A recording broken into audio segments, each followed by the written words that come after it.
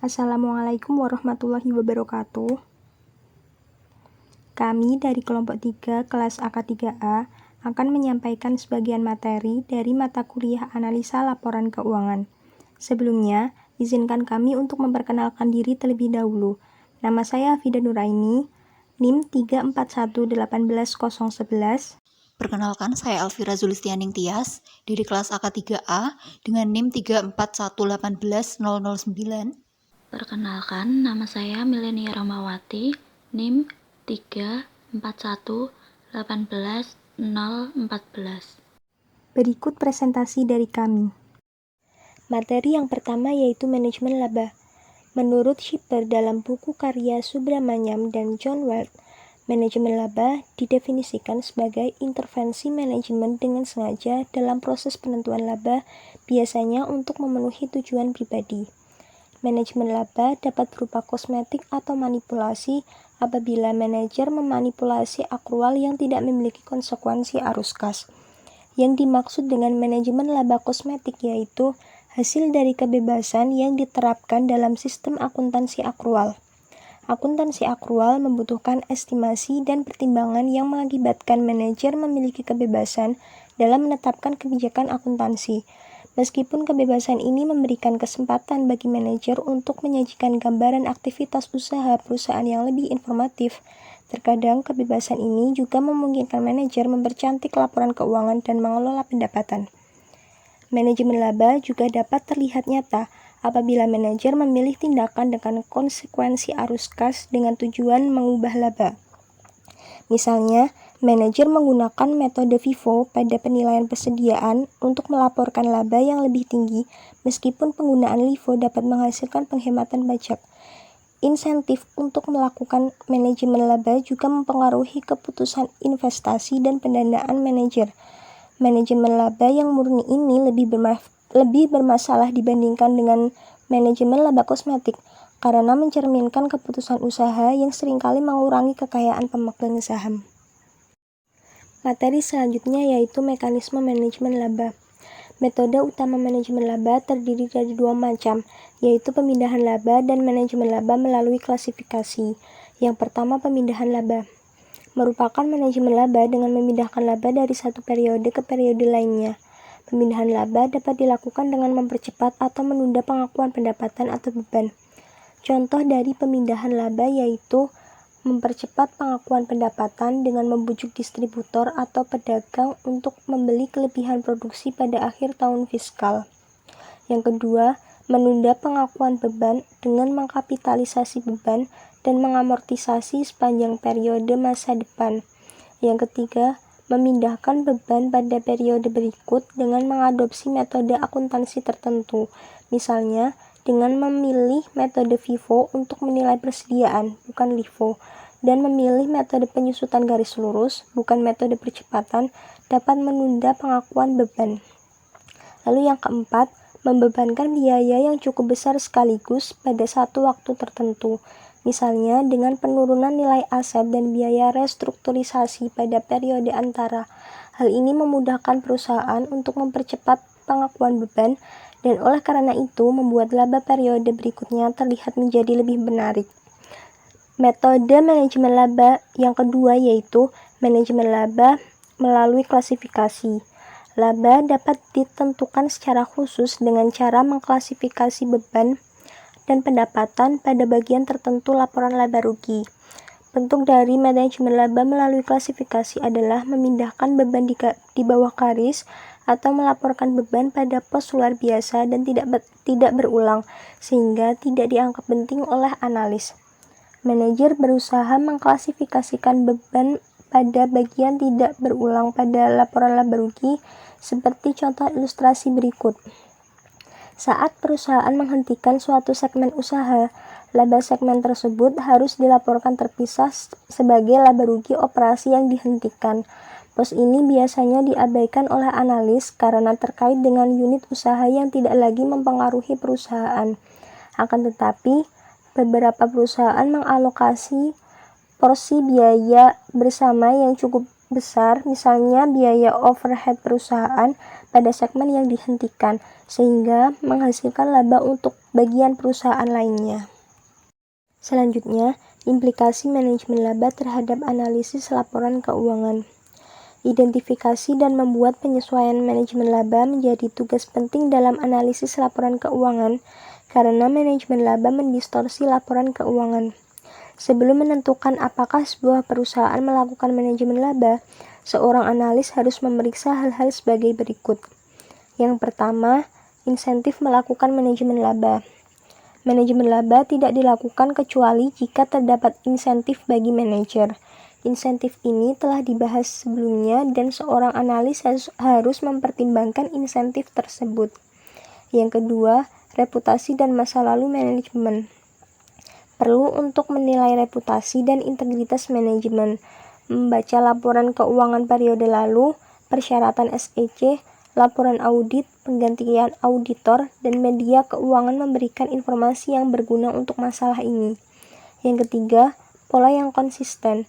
Tujuan manajemen laba adalah mempengaruhi angka paling bawah seperti laba atau rasio utama seperti debt to equity atau interest coverage. Perlu diversifikasi apakah komponen laba atau neraca tertentu telah diubah untuk tujuan tertentu. Misalnya, jika suatu perusahaan terlihat meningkatkan laba melalui kebijakan pengakuan pendapatan, sementara pada saat yang sama menurunkan laba melalui perubahan metode persediaan, maka kecil kemungkinan perusahaan melakukan manajemen laba. Yang terakhir yaitu kesempatan melakukan manajemen laba. Sifat aktivitas usaha menentukan sejauh mana manajemen laba dapat dilakukan.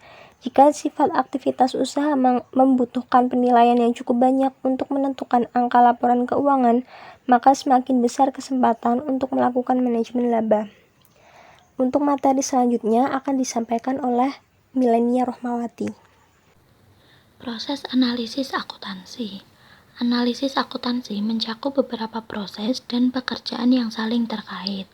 Pembahasan analisis akuntansi dilakukan melalui dua bidang, yaitu evaluasi kualitas laba dan penyesuaian laporan keuangan. Evaluasi kualitas laba. Kualitas laba yaitu sehubungan dengan distorsi akuntansi. Perusahaan itu memiliki laba berkualitas tinggi jika informasi laporan keuangan itu mencerminkan aktivitas usaha secara akurat. Tahapan dalam evaluasi kualitas laba antara lain 1. Identifikasi dan penilaian kebijakan akuntansi penting. Mengidentifikasi kebijakan akuntansi penting yang dipilih perusahaan. Apakah kebijakan itu wajar atau agresif? Apakah kebijakan yang dianut itu sejalan dengan norma industri? Yang kedua, evaluasi tingkat fleksibilitas akuntansi. Tingkat fleksibilitas akuntansi pada suatu industri lebih tinggi dibandingkan dengan industri lain. Yang ketiga, tentukan strategi pelaporan. Menentukan strategi pelaporan yang digunakan oleh perusahaan. Apakah perusahaan itu memilih praktek pelaporan agresif? Apakah perusahaan itu memiliki laporan audit yang baik? Yang keempat yaitu identifikasi dan menilai tanda bahaya. Tanda bahaya merupakan pos yang memberikan peringatan bagi analis akan adanya potensi masalah yang serius. Contohnya yaitu, secara konsisten, laba yang dilaporkan itu selalu lebih tinggi dibandingkan dengan arus operasi.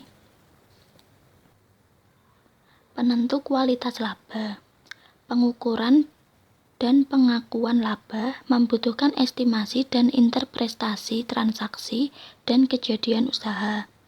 Analisis laba terdahulu menekankan bahwa laba akuntansi bukan suatu jumlah yang unik, tetapi tergantung pada asumsi yang digunakan dan prinsip yang diaplikasikan. Faktor penentu kualitas laba. Yang pertama, prinsip akuntansi. Salah satu penentu kualitas laba adalah kebebasan manajemen dalam memilih prinsip-prinsip akuntansi yang berlaku. Kebebasan ini dapat bersifat agresif atau konservatif.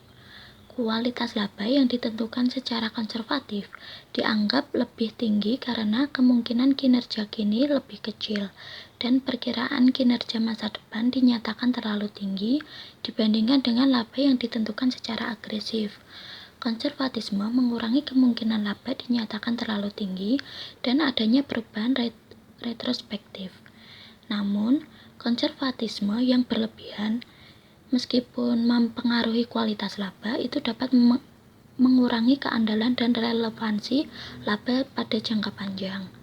Yang kedua yaitu aplikasi akuntansi. Manajemen memiliki kebebasan terhadap jumlah laba yang dilaporkan melalui aplikasi prinsip akuntansi untuk menentukan pendapatan dan beban.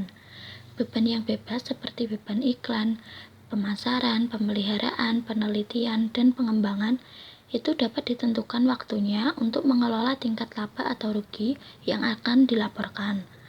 Laba yang mencerminkan elemen waktu yang tidak terkait dengan operasi atau kondisi usaha itu dapat mengurangi kualitas laba.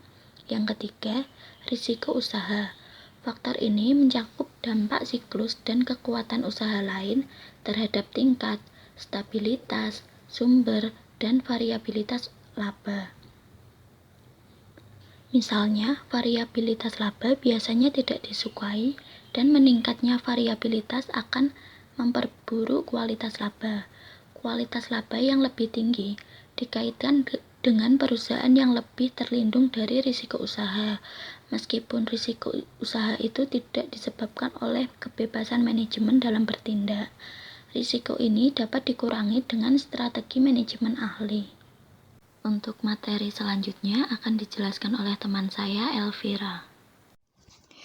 Baik, saya akan menjelaskan mengenai analisis kualitas laba pada laporan laba rugi.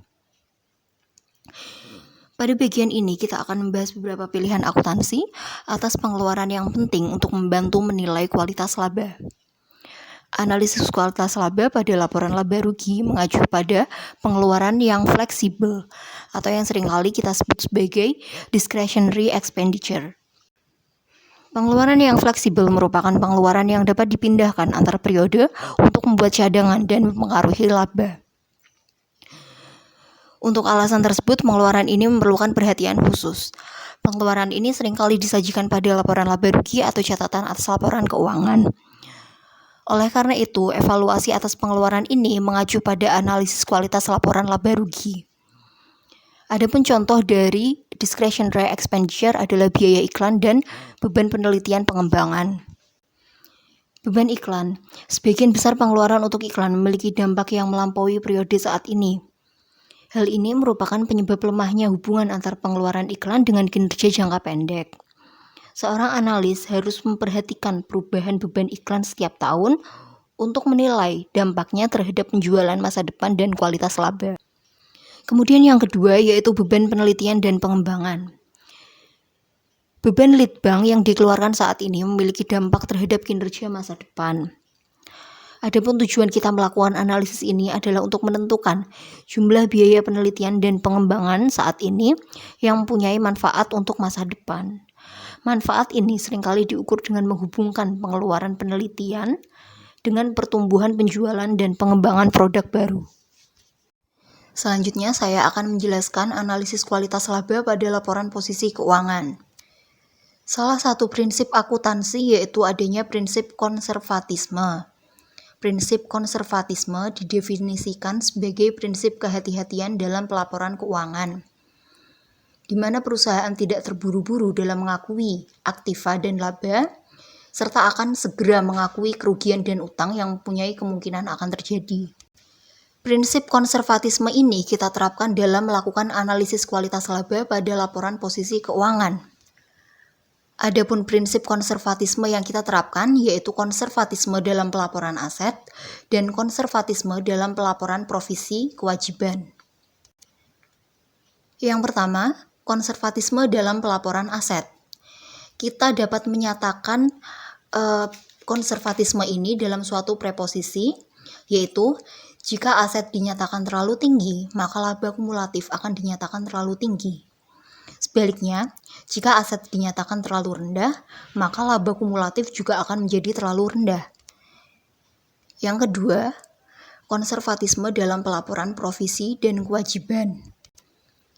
Kita dapat menyatakan hal ini dalam bentuk preposisi, yaitu jika provisi dan kewajiban dinyatakan terlalu rendah, maka laba kumulatif akan dinyatakan terlalu tinggi.